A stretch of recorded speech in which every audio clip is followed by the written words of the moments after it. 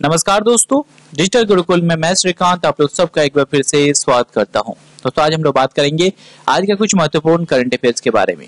साथ ही उनसे जुड़े जितने भी इंपॉर्टेंट फैक्ट या प्रश्न बन सकते हैं उसे भी हम लोग इस वीडियो के माध्यम से कवर करेंगे। सो आज का सेशन आपके लिए बहुत ही महत्वपूर्ण साबित होने वाला है, मेरे साथ अंत तक जुड़े हैं। तो चलिए देर न करते हुए सेशन की शुरुआत करते हैं। सबसे बड़ी खबर से शुरुआत करते हैं कि हाल ही में एयर इंडिया के अध्यक्ष और प्रबंध निर्देशक के रूप में किसे नियुक्त किया गया, यानी who is appointed as the chairman and managing director of national carrier Air India. तो हाल ही में एयर इंडिया के नए अध्यक्ष और एमडी यानी प्रबंध निर्देशक के रूप में अश्विनी लोहानी जी को नियुक्ति दी गई है। आई थिंक अश्विनी लोहानी जी के बारे में आपको ऑलरेडी पता होगा, ये इसके पहले रेल बोर्ड के चेयरमैन थे और उन्हीं को फिर से जो है अभी एयर इंडिया के अध्यक्ष और प्रबंध निर्देशक के रूप में नियुक्ति दी गई है। आपको बता दूं कि सेवानिवृत्त अधिकारी अश्विनी लोहानी को 13 फरवरी 2019 को नेशनल कैरियर एयर इंडिया के अध्यक्ष और प्रबंध निर्देशक के रूप में नियुक्ति दी गई है। यह इनका दूसरा कार्यकाल होगा। अगस्त 2017 में उन्होंने रेल बोर्ड के अध्यक्ष के रूप में नामित किया गया था और दिसंबर 2018 को उन्हें सेवानिवृत्ति दी गई। एयर इंडिया के अभी सीएमडी कौन है? एयर इंडिया के सीएमडी है प्रदीप सिंह खरोला को पहले 6 फरवरी को नया नागरिक उड्डयन सचिव नियुक्त किया गया था और उनका पोस्ट जो है वैकेंट हो गया। सो उनकी जगह पे अभी एयर इंडिया के अध्यक्ष और मैनेजिंग डायरेक्टर के रूप में एमडी अश्विनी लोहानी जी को नियुक्ति दी गई है। अब मैं अश्विनी लोहानी जी इसके पहले क्या थे? इसके पहले वो रेल बोर्ड के चेयरमैन थे। तो अब रेल बोर्ड के चेयरमैन कौन है? डेफिनेटली आपके मन में प्रश्न आएगा। अब रेल बोर्ड के चेयरमैन है विनोद कुमार यादव जी। अगला जो प्रश्न है कि हाल ही में किस राज्य में क्राइंग स्नेक की एक नई प्रजाति की खोज की गई? ये जो है सांप की एक नई प्रजाति है जिसका नाम है क्राइंग स्नेक। इसकी खोज जो है न्यू स्पीसीज है ये, इसकी खोज जो है हाल ही में किस राज्य में की गई?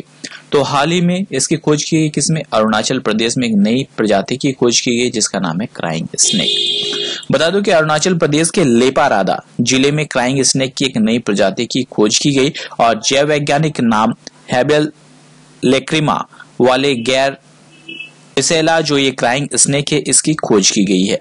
आपको बता दो कि पूरे विश्व में लगभग 3709 जो है सांपों की प्रजातियां हैं और हमारे देश के पूर्वोत्तर यानी नॉर्थ ईस्ट में 110 प्रजातियां पाई जाती है। इनमें से 55 प्रजातियां अरुणाचल प्रदेश में पाई जाती है।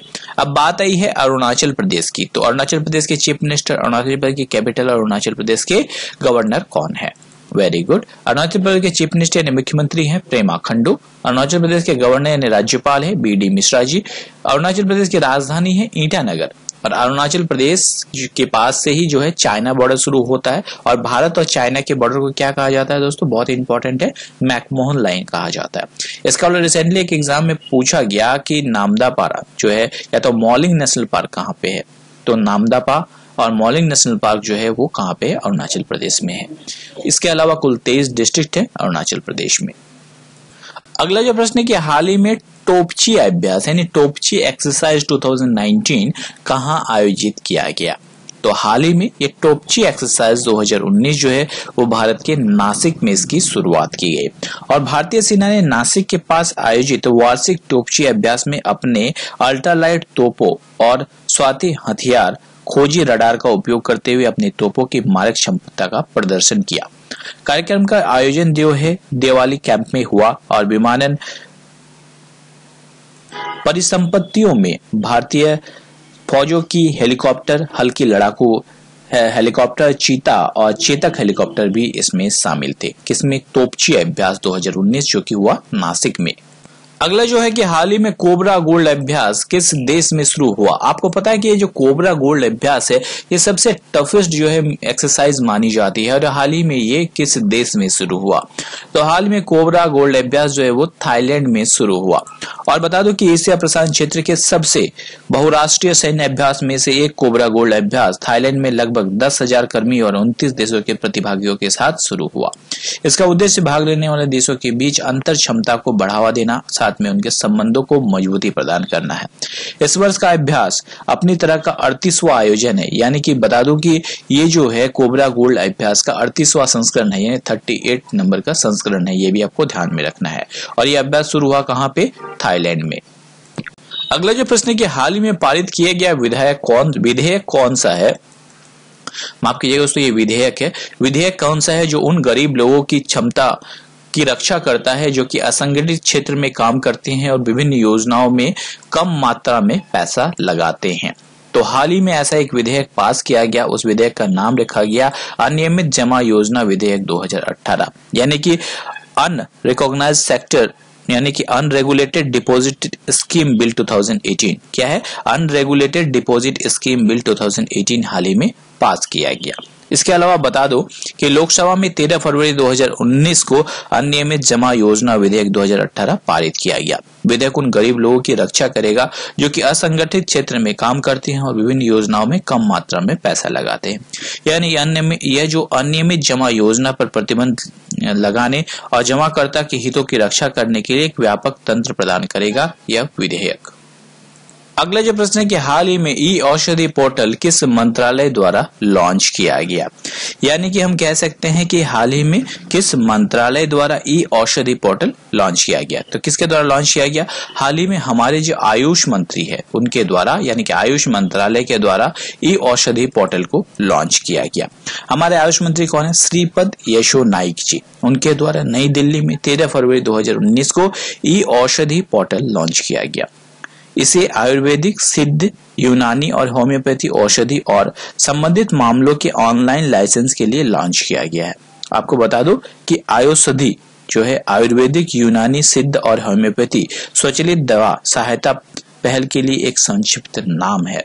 यानी कि इस पोर्टल का नाम है आयुषधि। आयुषधि का फुल फॉर्म क्या है दोस्तों? ए फॉर है आयुर्वेदिक, यू फॉर है यूनानी, एस फॉर है सिद्ध, एच फॉर है homeopathy, A for automated drug help initiative पूरा नाम है इस आयुषधि का। और इसे लॉन्च किया गया है हमारे आयुष मंत्रालय के द्वारा। आयुष मंत्री हैं हमारे श्रीपद येशो नाइक जी। इसके अलावा बता दो कि फाउंडेशन कब हुई थी इस मिनिस्ट्री की? तो इसकी फाउंडेशन हुई थी 9 नवंबर 2014 को, जिसका हेडक्वार्टर है नई दिल्ली में। अगला जो प्रश्न है कि पर्सनल लॉ संशोधन विधेयक 2019 किन लोगों के अधिकारों को बनाए रखने का प्रयास करता है? Very good. ये जो विधेयक है पर्सनल लॉ संशोधन विधेयक, ये मुख्यतः कुष्ठ रोगी जो होते हैं उनके अधिकारों को बचाए रखने का जो है वो काम करता है। और संसद ने 13 फरवरी 2019 को राज्यसभा में मंजूरी के साथ पर्सनल लॉ संशोधन विधेयक 2019 जो है वो पारित किया। लोकसभा में पिछले सत्र के विधेयक पारित कर दिया गया और विधेयक कुछ जो कुष्ठ रोगी हैं उन पीड़ित लोगों के अधिकारों को बरकरार रखने का प्रयास करता है, क्योंकि इस बीमारी का उपचार है, क्योंकि इसकी और जो ट्रीटमेंट जो है वो पॉसिबल है।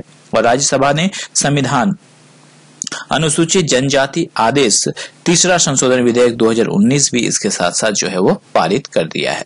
अगला जो प्रश्न है कि हाल ही में एक रिपोर्ट के अनुसार नवंबर 2018 में औद्योगिक उत्पादन यानी इंडस्ट्रियल जो प्रोडक्शन है वृद्धि दर कितने प्रतिशत रहा है? तो हाल ही में एक रिपोर्ट के अनुसार जो है वृद्धि दर जो है वो 2.4% रहा है। और खनन क्षेत्र में संकुचन और विनिर्माण क्षेत्र के खराब प्रदर्शन के कारण दिसंबर 2018 में औद्योगिक उत्पादन वृद्धि दर में कमी आई है और ये मात्र 2.4% रहा है।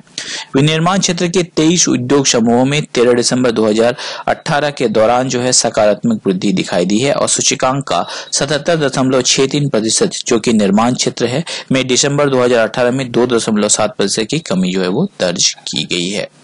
अगला जो प्रश्न है कि हाल ही में EY entrepreneur of the year के रूप में किसे सम्मानित किया गया? तो हाल ही में सिद्धार्थ लाल को EY entrepreneur of the year के रूप में जो है वो सम्मानित किया गया। आइए आखिर में ये सिद्धार्थ लाल है कौन? ये जो है एसआर मोटर के सीईओ और मैनेजिंग डायरेक्टर हैं सिद्धार्थ लाल।